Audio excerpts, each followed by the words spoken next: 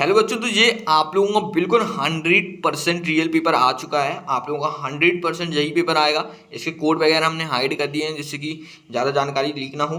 तो सारी की सारी 100% है। जिस प्रकार हमने आप लोगों को सारी की सारी चीज़ें, आप लोगों को जितने भी पेपर हैं, जितने भी सब्जेक्ट के सारे पेपर हमने प्रोवाइड करी, वो आप लोगों के एज इट इज़ पेपर में देखने को मिले हैं।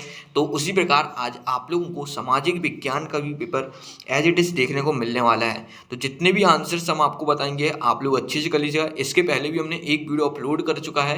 अब अपन लोग उसके आगे के क्वेश्चंस को देखने वाले हैं। इस वीडियो में अपन लोग एक क्विक रिवीजन कर लेते हैं ऑब्जेक्टिव क्वेश्चंस का। तो यहाँ पर सबसे पहला क्वेश्चन आता है, सन 1700 से 1750 ईस्वी के बीच हुई परिवर्तन में नई प्रौद्योगिकी अंतर्गत मिचाई में। ठीक है, तो इसका आप लोगों का बिल्कुल करेक्ट आंसर हो जाएगा तालाब। ठीक है, इसको आप लोगों को टिक कर लेना है। चलिए, फिर उत्तरी भारत पर 5 बार आक्रमण तथा लूटपाट करने वाला शासक था। तो यहाँ पे आप लोगों को बिल्कुल करेक्ट लिखना है अहमद शाह अब्दाली। ठीक है, चलिए अपन लोग अब यहाँ पे क्वेश्चन नंबर 3 की ओर बढ़ने वाले हैं। तो 3 में जहाँ पे आप लोग देखिए भारत के दक्षिण में स्थित है, तो यहाँ पे आपको ए लिखना है अरब सागर। राइट, चलिए उसके बाद आता है क्वेश्चन नंबर 4, देव दादर एवं फर किसके प्रकार हैं। तो आप लोगों को यहाँ पे लिखना है बिल्कुल आप लोगों का शंकुधारी वृक्ष के प्रकार हैं। ए वाला आपको बिल्कुल करेक्ट आंसर हो जाएगा। इसके बाद 5th, सार्वजनिक स्वास्थ्य सेवाओं का संचालन किया जाता है। तो इसका बिल्कुल करेक्ट आंसर हो जाएगा सरकार द्वारा। सी वाला आपका बिल्कुल करेक्ट आंसर हो जाएगा। तो आप लोग इतने क्वेश्चंस को बहुत अच्छे से कर लीजिए क्योंकि आप लोगों के पेपर में यही क्वेश्चंस प्रिंट होने वाले हैं। चलिए अब अपन लोग जहाँ से इसके आगे के क्वेश्चंस को देखने वाले हैं, इसके आगे आप लोगों का फिल इन द ब्लैंक्स आता है। फिल इन द ब्लैंक्स के सारे आंसर्स हमने आपको पहले वाली वीडियो में बता चुका है। यदि आपने नहीं देखे हैं तो आप लोग जाके देख लीजिएगा। अब अपन लोग यहाँ पे क्वेश्चन आंसर्स को करने वाले हैं। तो सारे के सारे क्वेश्चन आंसर्स यहाँ पे हम आपको बता देते हैं। तो बच्चों आप लोगों का क्वेश्चन नंबर 11 आता है, विसर्ग किसे कहते हैं। तो इसका हम आप लोगों को आंसर बताते हैं। आप लोग इसको काफ़ी अच्छे से देख लीजिएगा।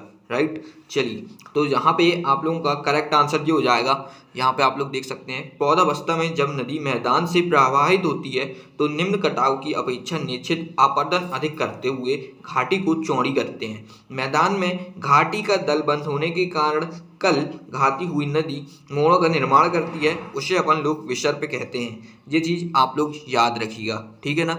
चलिए आप लोग यहाँ पे आगे देखने वाले हैं। तो यहाँ आगे आता है आप लोगों का नदी का मुहाना किसे कहते हैं।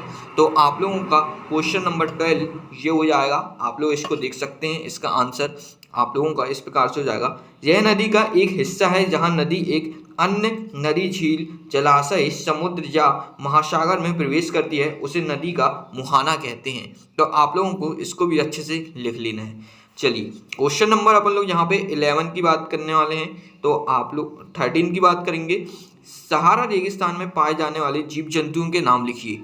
तो आप लोगों को यहाँ पे लिखना है सहारा रेगिस्तान में जो जीव जंतु पाए जाते हैं।